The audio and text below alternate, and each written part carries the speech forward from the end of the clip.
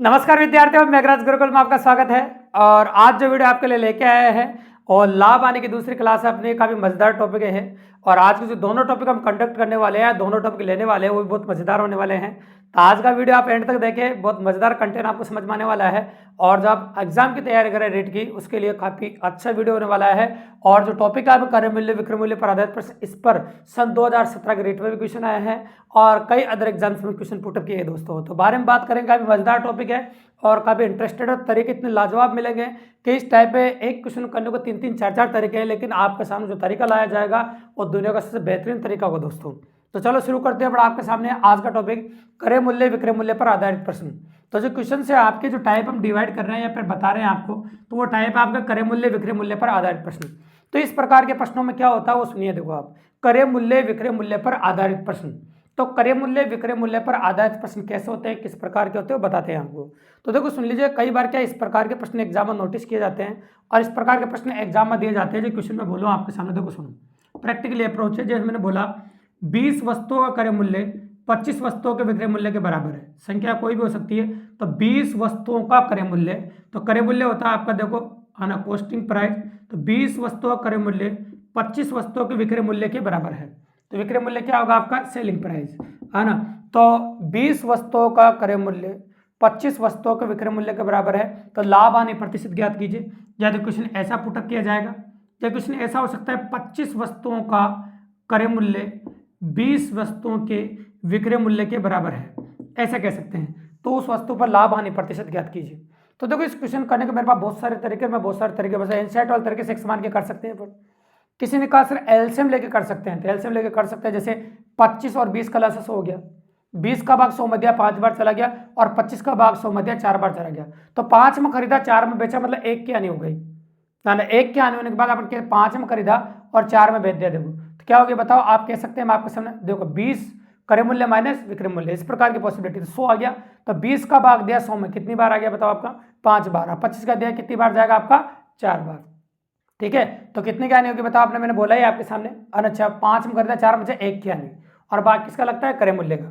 तो 1/5 गुणा 100, ऐसा कह सकते हैं अपन, 1/5 गुणा 100, यानी कि 20% की हानि 100 हो जाएगी। ये पहला मेथड आपका एलसीएम मेथड। लेकिन इसमें दो नुकसान है। देखो अपन सब बच्चों को ध्यान में रखते हुए क्लास पढ़ा रहे हैं, आप अच्छी तरह जानते हैं। पहला नुकसान है, किसी बच्चे ने कहा सर मुझे तो एलसीएम निकालना ही नहीं आता है। और दूसरी इंपॉर्टेंट बात है ना, यह है कि जो कुछ ऐसे क्वेश्चंस होते हैं जिनमें लाभ हानि प्रतिशत देकर इनमें खरीदी बेचे में से एक दे देते हैं, बेची या खरीदी पूछ लेते हैं, तो वहां पर यह तरीका फेल हो जाएगा दोस्तों। और एनसीईआरटी और तरीके में टाइम काफ़ी ज़्यादा लग रहा है एनसीईआरटी वाले तरीके में। तो बेस्ट मेथड है जिसमें कोई भी पॉसिबिलिटी फेल नहीं हो रही है, तो उसी के बारे में बात करेंगे अपन। वह है आपका लाभ हानि प्रतिशत। ये तरीका इतना अच्छा है कि लाभ हो रहा हो तो प्लस में आंसर आएगा और हानि हो रही हो तो माइनस में आंसर आएगा, ये भी बताएगा आपको। तो प्रतिशत लाभ हानि होगा आपका खरीदी माइनस बेची, खरीदी माइनस बेची अपॉन बेची इंटू 100। बिल्कुल देसी तरीका है, खरीदी माइनस बेची अपन बेची इंटू 100। कितनी खरीदी कितनी बेची, तो खरीदी माइनस बेची अपन बेची इंटू 100। तो कितनी खरीदी कितनी बेची और बटा बेची गुणा 100। और माइनस में आंसर आ जाए इसमें तो हानि हो रही है, और प्लस में आंसर आ रहा है तो लाभ हो रहा है। तो देखो यहाँ कितनी खरीदी, यहाँ पर 20 खरीदी, बेची कितनी आपकी 25, और भाग किसका लगेगा, बेची का, और गुणा कितना आपका 100। क्वेश्चन देखिए आप, तो 25 से कितनी बार कट जाएगा, ये 4 बार, और 20 में से 25 घटेगा कितना आएगा, माइनस का 5, और माइनस को 5 को जैसे आप 4 से गुणा करेंगे तो ये माइनस 20% आएगा, जो उससे आंसर तो सेम आएगा। तो देखो तो ये 20% की हानि हो जाएगी इस सौदे में, इस सौदे में जो इसको होगी वो 20% की हानि होगी। ठीक है, चलो ये करते हैं। यहाँ कितनी खरीदी बताओ आपको, 25 खरीदी और 20 बेची, हाँ ना, यहाँ पर 20 ले लेते हैं, 20 बेची और बेची का भाग लगता है, और गुणा कितना आपका 100। अब कितना कटेगा आपका बताइए, तो 5 बचा और 20 से कट गया कितनी बार, 5 बार। तो 5 गुणा 5 बराबर 25, प्लस में आंसर आया। तो आप डायरेक्ट कह सकते इस सौदे में 25% लाभ हो जाएगा। ये सौदा आपको दे रखा है, इस सौदे के अंदर आपको 25% का लाभ हो जाएगा। सिंपल सी बात है। लेकिन आप कह रहे होंगे सर ये तो आप एलसीएम मेथड से भी कर सकते हैं दोनों सवाल। लेकिन कई बार ऐसा सवाल भी होता है जिसमें तो लाभ हानि प्रतिशत देता है ना, और एक खरीदी बेचे में से एक देता है, तो एक पूछ भी लेता है आपसे।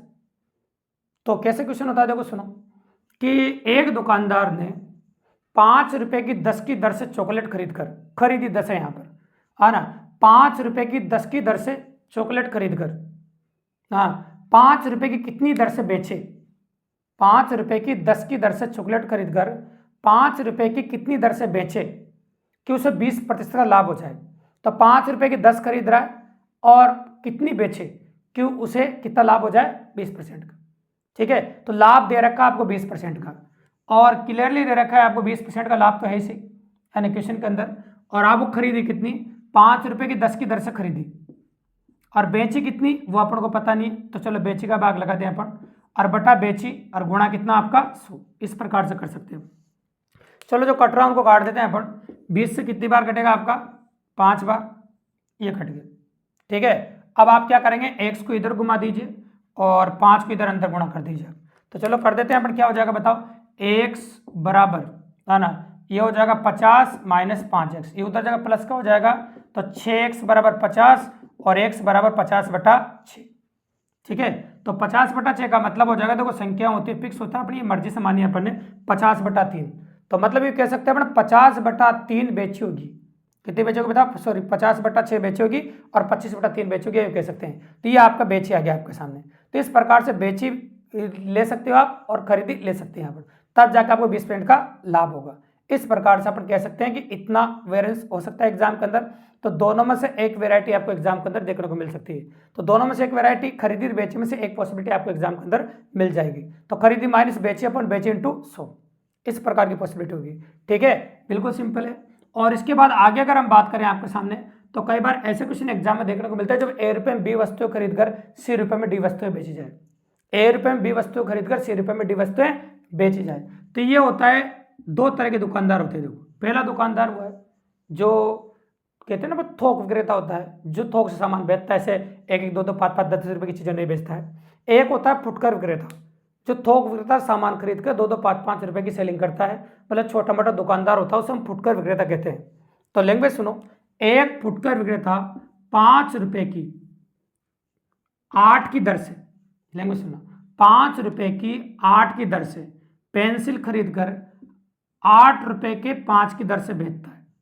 ₹5 की 8 खरीदता है, ₹8 की 5 बेचता है। तो इस सौदे में उसे कितने प्रतिशत लाभ अथवा हानि हुई, इस सौदे में उसे कितने प्रतिशत लाभ अथवा हानि हुई। एक तो सवाल यह है। तो देखो एक अगला सवाल देखो आप, एक दुकानदार ₹4 के 10 की दर से केले खरीदकर, ₹4 के 10 की दर से केले खरीदकर ₹5 के 10 की दर से बेचता है। तो इस सौदे में उसे कितने प्रतिशत लाभ अथवा हानि हुई। तो तरीका ऐसे देखेंगे दोस्तों, अगर प्लस में आंसर आएगा तो लाभ होगा और माइनस में आंसर आएगा तो हानि होगी। तो दोनों में लाभ हानि प्रतिशत आपसे पूछा है। तो जब भी कभी इस प्रकार का सवाल आपको एग्जाम में दिखाई दे तो आप डायरेक्टली कर सकते हैं, इनको गुणा करना है आपको और इनको गुणा करना है, ये लिखना है आपको। बिल्कुल सिंपल सी बात है। जिनके बीच में एरो उनको पहले लिखना है, बाद वाले को बाद में लिखना है।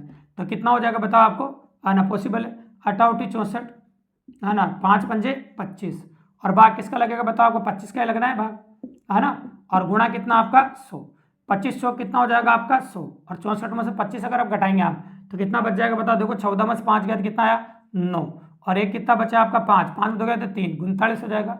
39 इंटू 4, देखो ₹5 के 8 खरीदा और ₹8 के 5 बेच रहा है, देखो है ना, तो लाभ स्वाभाविक सा होना ही उसको।